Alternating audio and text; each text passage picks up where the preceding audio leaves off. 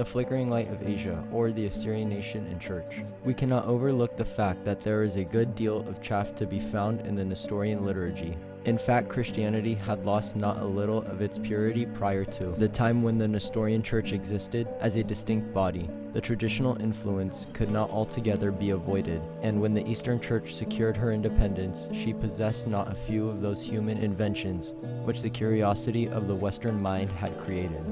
The services of the Nestorian Rituals breathe not a little of that spirituality which is the animating power of the Church, and their liturgy reveals a remarkable spirit of deep devotion and piety. But nevertheless, the Nestorian Church furnishes another unquestionable evidence that the extreme ritualism and deep spirituality are the two principles in whose activities no harmony can be looked for. One must supplement the other. The Nestorians, not altogether unlike their Western brothers, in cultivating the former, became impoverished in the latter.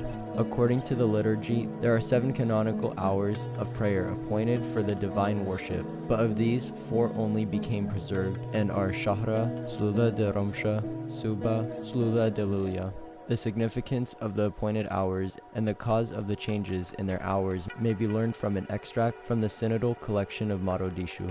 Jesus Christ, our good and merciful Lord, who knew the frailty of our mortal nature in his divinity by the prophets and his united divinity and humanity by the apostles, enjoined upon us 7 times of prayer, suited to our condition, and the Catholic fathers, who themselves followed this rule, appointed the same for monks and anchorites, and their successors ordained that each of these 7 services could consist of 3 Hulel, which rule is still observed by the holy priests and righteous believers who are much given to prayer. But the fathers who rose up after times, perceiving that all the people were not equally well disposed to divine worship, and moreover that their ordinary occupations did not always allow of their perfecting it according to the canons, ordained that the services for laymen should be 4 in number: Vespers, Compline, Nocturne, and Lauds, which decree they sealed with the words of our Lord. The order of Vespers and Lauds is of canonical authority, and can neither be added nor abridged. The order of Compline and Nocturnes, according to the use of Deira Eleta, is as follows. The Compline consists of 1 Hulala, an anthem, a short doxology, a collect, and a litany, on account of necessary worldly occupations of laymen. It was permitted that they should observe these services voluntarily, but the lauds and vespers as ordered by the canons without intermission. The first service is that of the Shahra, which is offered up by laymen in behalf of their different worldly callings, and in order that they may be delivered and strengthened against the hostile spirits who roam about at noonday, seeking to ensnare men into sin. And because the labor preceded rest, the laborer should pray that he may obtain rest. The angels likewise at the beginning of time sang praises as soon as light was created. For these reasons the Lord's prayers rank first.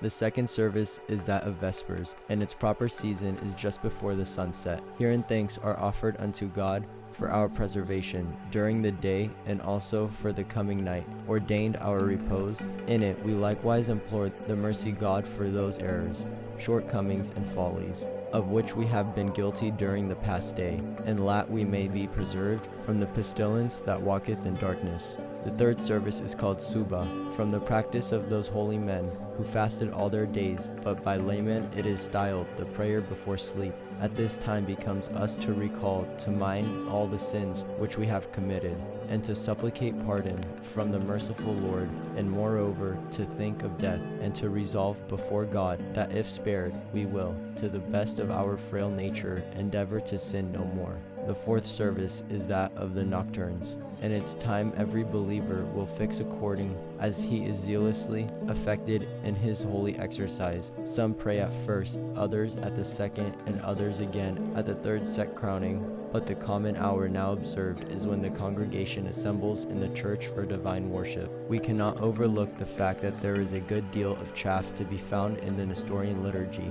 In fact, Christianity had lost not a little of its purity prior to the time when the Nestorian Church existed as a distinct body. Their traditional influence could not altogether be avoided, and when the Eastern Church secured her independence, she possessed not a few of those human inventions which the curiosity of the Western mind had created.